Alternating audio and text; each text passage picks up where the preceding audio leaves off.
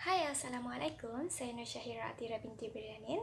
Hari ini saya akan membentangkan kajian analisis kes yang bertajuk Bagaimana Pandemik COVID-19 memberi impak terhadap perubahan perburuan secara global atau lokal dalam konteks sektor swasta, yaitu majikan atau pekerja.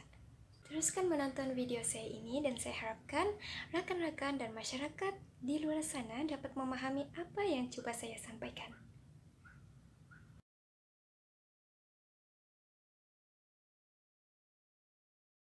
Saya telah diberikan taklimat oleh Kementerian Kesihatan dan Majlis Keselamatan Negara.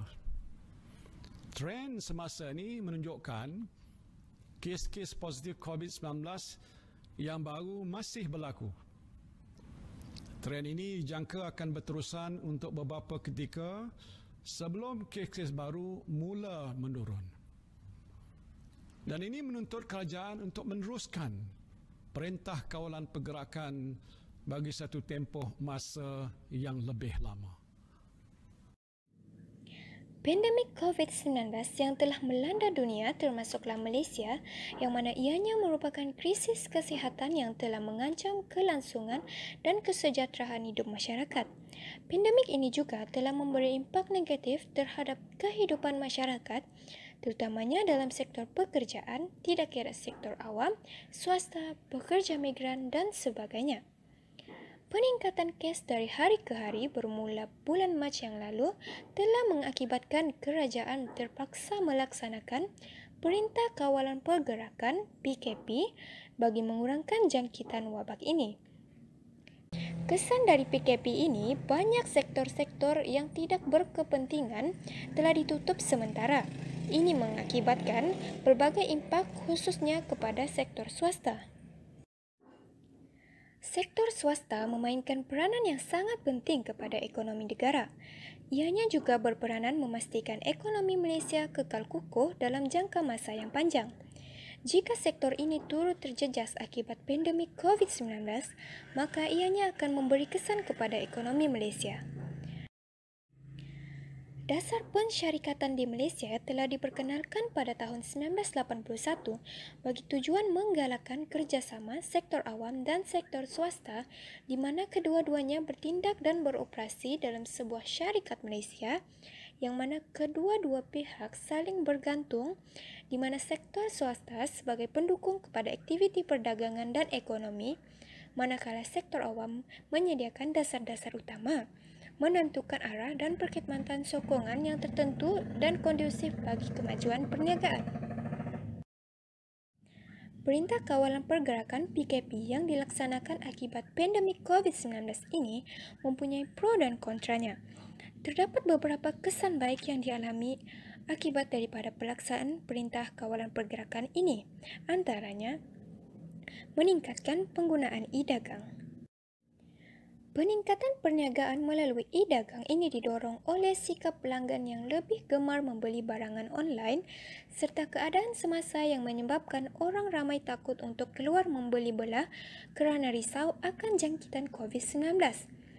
Lonjakan penggunaan e-dagang oleh syarikat-syarikat telah membantu sektor swasta meneruskan perniagaan mereka, malah pengusaha-pengusaha kecil juga tidak ketinggalan untuk merebut peluang mempromosikan barangan melalui e-dagang ini.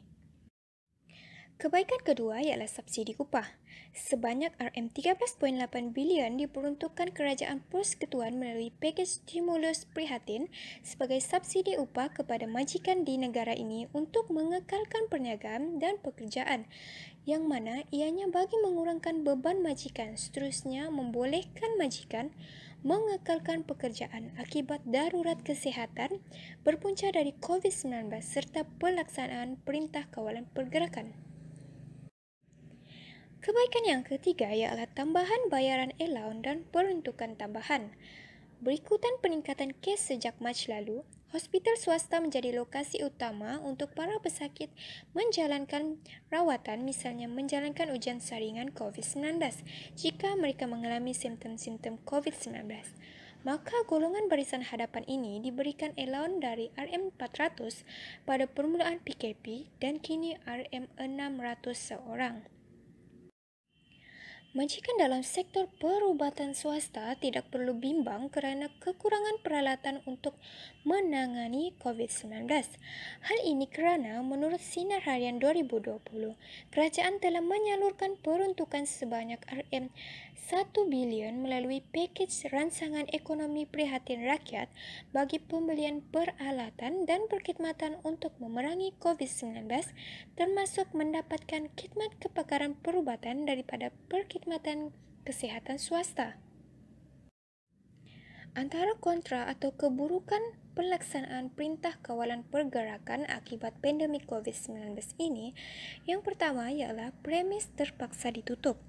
Perintah Kawalan Pergerakan PKP telah menyebabkan sektor penting sahaja yang dibenarkan beroperasi, yang mana majikan swasta atau syarikat yang tidak terlibat terpaksa menutup operasi mereka buat sementara waktu.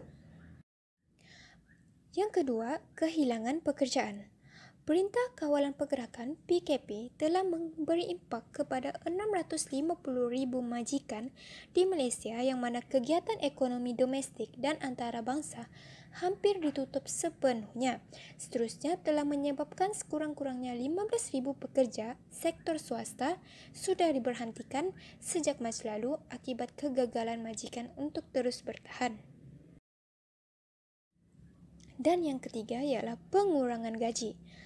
Majikan boleh mengambil langkah sewajarnya untuk mengelakkan pemberhentian pekerja disebabkan COVID-19 seperti disyorkan dalam Tata Cara Keharmonian Perusahaan atau Code of Conduct, iaitu menghadkan kerja lebih masa dan mengurangkan hari bekerja dalam seminggu atau mengurangkan bilangan pekerja seminggu, yang mana hal ini akan menyebabkan berlakunya pengurangan gaji, tetapi atas persetujuan majikan dan juga pekerja.